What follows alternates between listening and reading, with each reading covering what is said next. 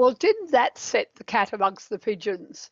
It turned out to be a great idea to take action against the 5 key organisers of the protests which threatened to close down my recent Sydney Uni talk about the fake rape crisis. These young women had declared publicly that they'd organised the event and that they had every intention of stopping me from speaking. And they would have done just that if it wasn't for the fact that the Sydney University security guards called in the riot squad who removed them from the corridor where they were blocking entry to my talk. What are you trying to do? Please stop touching me.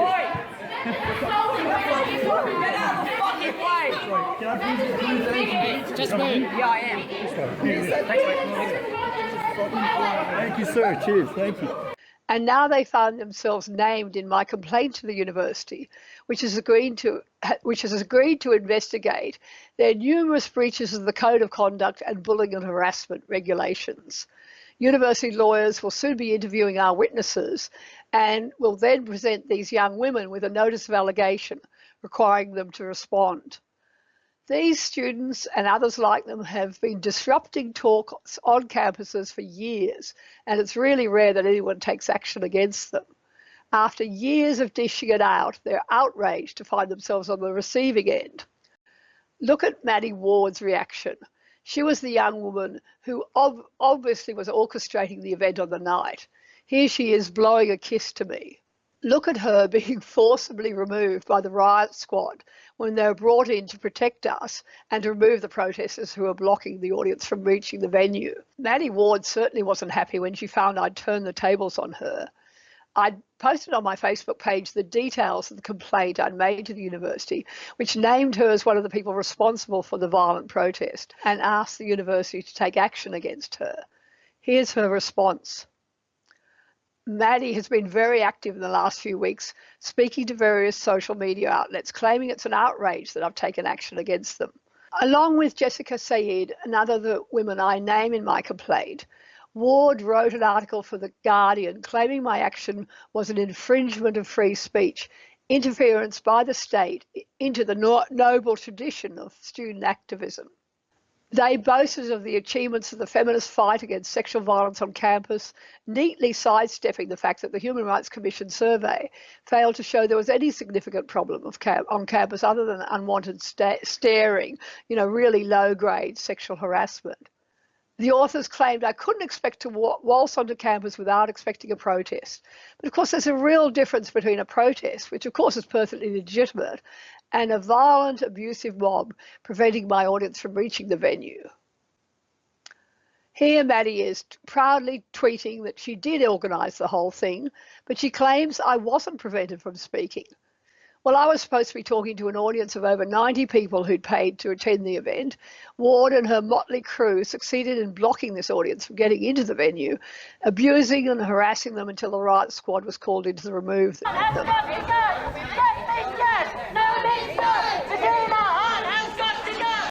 Here she is telling the online website Junkie how astonished she is that this has happened to her. I'm sure the other organisers whom I've named are similarly stunned by what's happened to them, like Jessica Saeed. I should just explain the mix-up about her photo. Unfortunately, it turned out that students who helped us identify the organisers of the protest didn't identify Saeed properly, and we showed a photo of the wrong woman in our original video, which we've now corrected.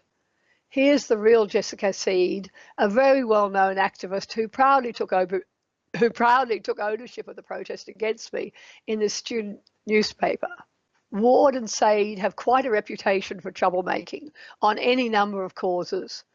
A few months ago, the two of them were under fire for inciting violence after featuring a suicide bomber on the front page of a student magazine and praising her as a martyr.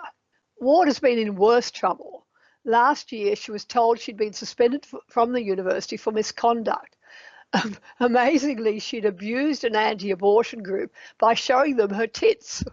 Well, actually, she just lifted her t-shirt and showed them her bra, as well as abusing and harassing them. Labor Party MP Greg Donnelly spoke out in New South Wales Parliament about the Ward matter and mobilised the Christian lobby to pressure the university.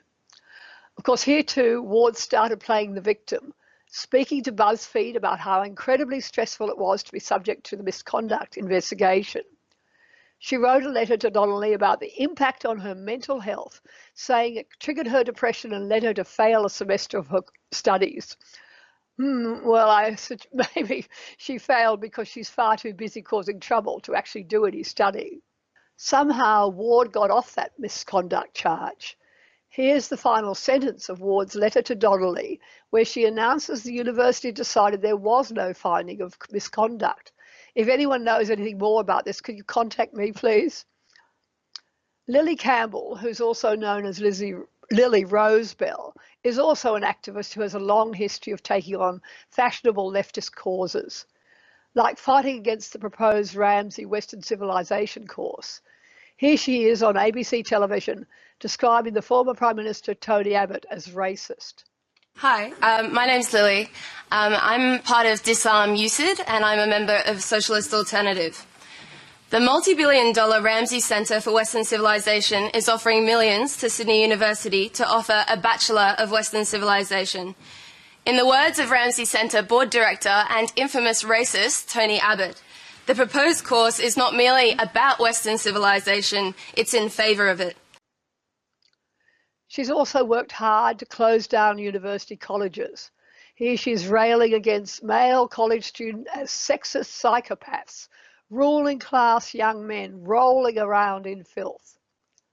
It'll be interesting to see whether the Sydney University action leads anywhere. Penalties under the bullying and harassment regulations include requiring the protest leaders to provide me with a written apology and undertake anti-bullying training. Now that'd be interesting. But more importantly, my actions caused a bunch of people to get involved in debating free speech on campus. I was pleased to hear from our new Education Minister, Dan Tehan, who wants to be briefed on what happened and has since been speaking out about this issue. He organised meetings with Vice-Chancellors proposing universities charge protesters with security fees rather than the people they protest against. And he's also been floating the idea that universities could bolster their commitment to academic freedom and freedom of speech through a charter model on the one adopted by the University of Chicago. In the past few weeks, a former High Court Justice, the Attorney General, a number of senators, a former Vice-Chancellor, and numerous media commentators have been in the press arguing for free speech on campus. Predictably, one of the few naysayers was the opposition spokesperson, the Labor Party's Minister for Universities, Louise Pratt, who stated that there is a sexual crisis on campuses and suggests universities need to be careful, allowing nutters like me the opportunity to speak about this issue. So much for free speech. But many issues remain. Sydney University refused to reimburse the security fee we were charged for the event, which was paid for mainly by my crowdfunder.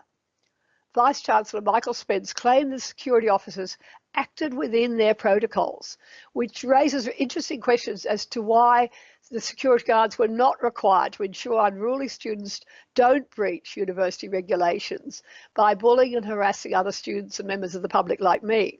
We plan to pursue this further.